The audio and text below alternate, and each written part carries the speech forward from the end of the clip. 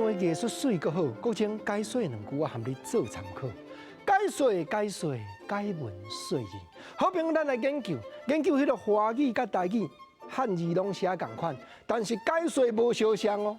国情讲头一个咧讲看头伫华语内底咧讲解文说字，这个节目有看头，表示伊吼精彩啦，好看，内底吼学问真饱，你都要斟酌看啦。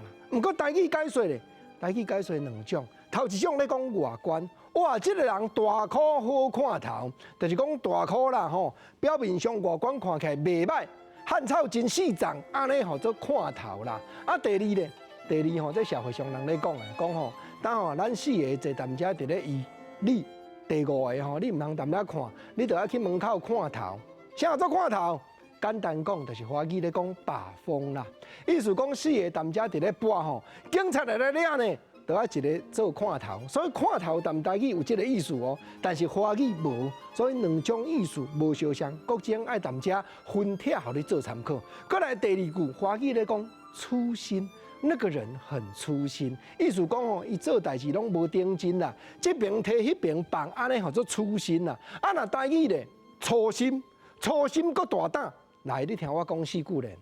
黄鹤楼这部四句联七字啊内底咧讲刘备、关公甲张飞，因这边面少荆州占荆州无爱行，酒如东吴将写批来，讨讲刘备你归去来食酒，刘备唔敢过啦，刘备心内咧想讲食酒吼，伊真正甲我掠起来，要活掠我刘备换荆州，当要安那啦？